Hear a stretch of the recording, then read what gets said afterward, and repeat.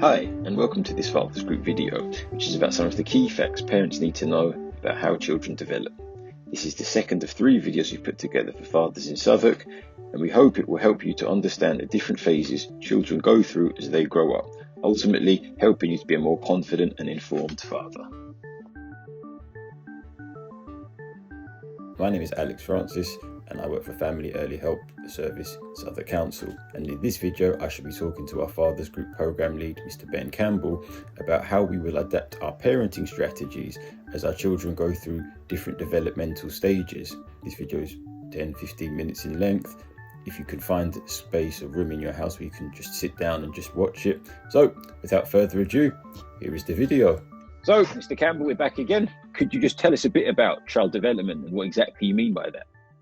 Yeah, hi Alex. The child development, I think, in this context is really not so much focusing on the science of of how we develop, but more on the sort of behaviours you expect at different stages of a child's development, from 0 all the way up to around about 2021.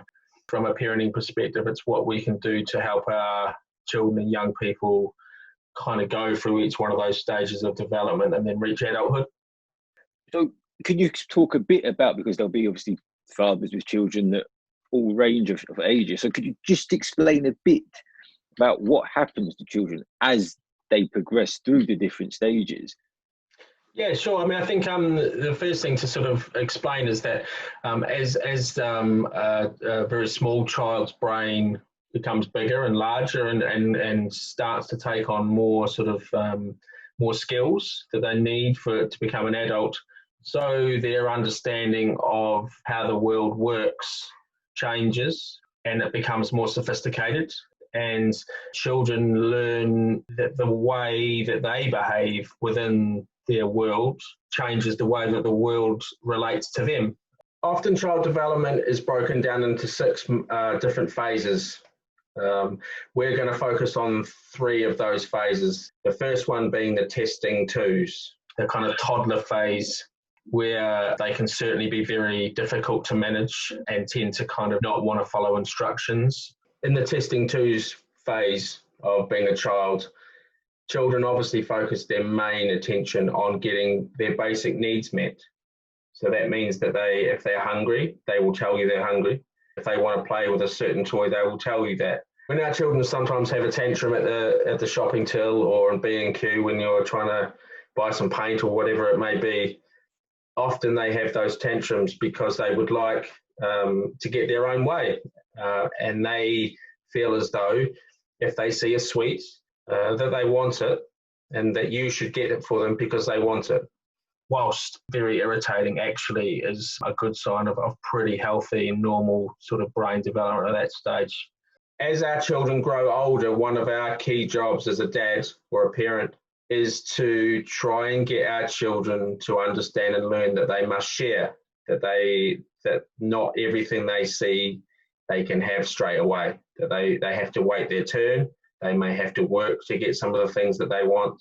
If you continually bow down to the wishes and feelings of a 2, 3 or 4-year-old, they're not going to learn those skills that are necessary in the older age groups of development.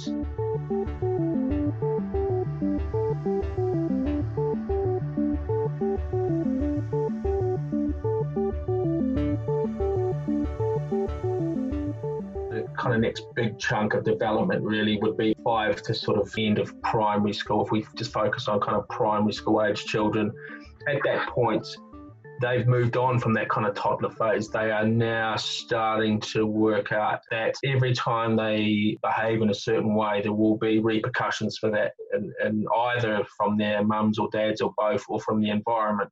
What I mean by that is that by the time you get to 5 years old, you've worked out pretty much who are your authority figures, and that tends to be parents and teachers and, grandparents and extended family as well, depending on the kind of family makeup.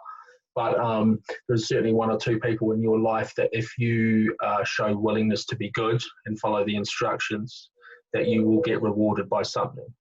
What tends to happen is that sort of period of time is when children are the easiest to manage, because they are put parents on a pedestal. They, as well as kind of wanting to be good, they also see parents as being kind of these amazing people that know everything about everything and are the ones that can get them all the stuff they need.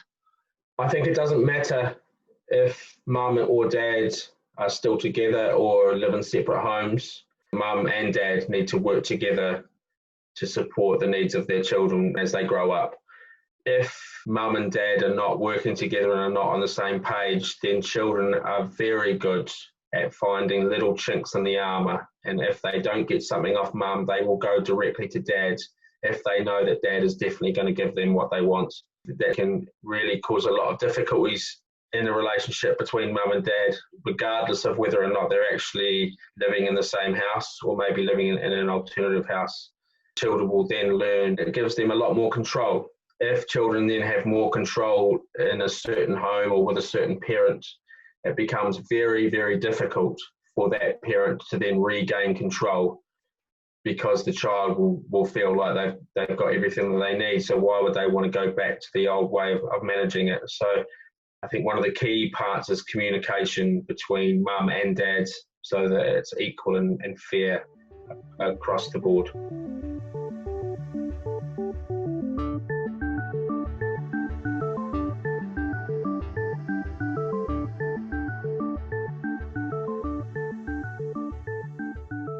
By the time you hit teenage years, certainly sort of by 13, 14, 15, all of the kind of ideas that you have about your mum or dad or granny or teacher being these almighty figures that know everything has pretty much gone out the window by that point.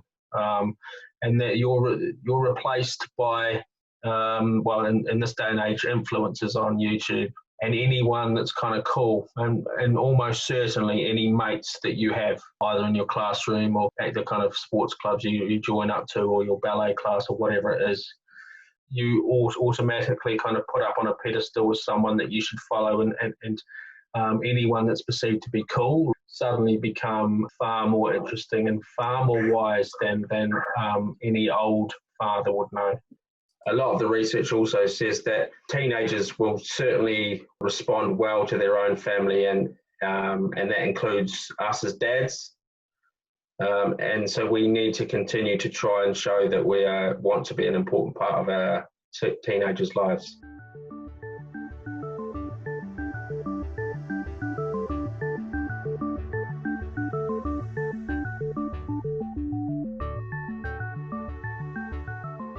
So obviously, because of those massive shifts in the way that children sort of see the world and want to be seen, you as a parent, or certainly as a father, need to adjust the way that you parent in order to kind of take into consideration all of the differences that are happening in terms of brain development. So Mr. Campbell, so the last question that we'll ask will be, obviously on this topic of child development, will be, have you got any tips or advice for how parents can support their children through the stages of their developmental journey?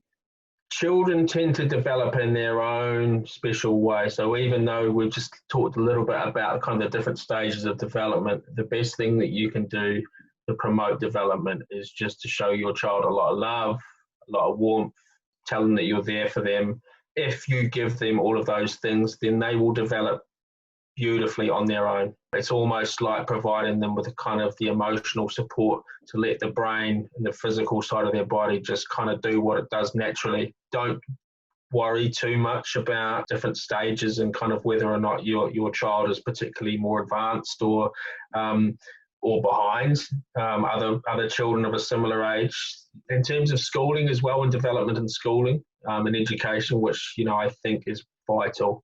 As long as you've got a qualification of any sorts, whether it's a trade or anything like that, then you're going to be successful. So my advice would be to tap into the kind of experts in that, which are the other teachers, and just kind of have good dialogue with them around kind of how your children are progressing educationally, and ask them if there are any things that maybe you could do at home to kind of boost education, or those sorts of things. Make sure you go to the parents' evenings and all that sort of stuff. Have good relationships with the professionals that are working in your children's lives.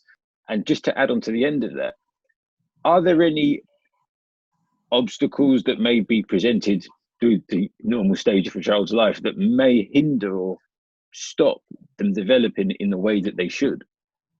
There are certain experiences that can have a real detrimental effect on children's brains and their development, such as the death of a parent or a close grandparent, or maybe witnessing a lot of parental conflict or domestic violence, or having a mother or father or both who have mental health difficulties or alcohol and drug dependency. These kind of experiences are sometimes called adverse childhood experiences, and there has been a lot of research which shows that they can lead to a lot of tension and stress for a child. Sometimes if these experiences go on for a long time or are very severe, then they can slow or disrupt the normal development of a child's brain. If members of a family receive the right support and help, and these experiences stop, and children have a lot more positive home life, then their brain development will adjust and the healing process can begin. The brain is a very resilient part of the body. If the parents, mums or dads or both, go out of their way to try and correct that, then brains tend to bounce back pretty quickly. It's only where the exposure to those things I mentioned before is kind of over a long-term basis that more sizable impact is seen.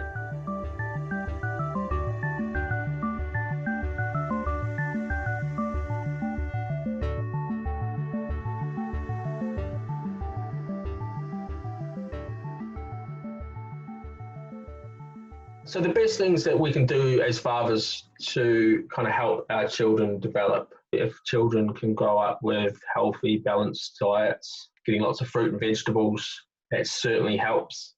Another key part of it is getting enough sleep.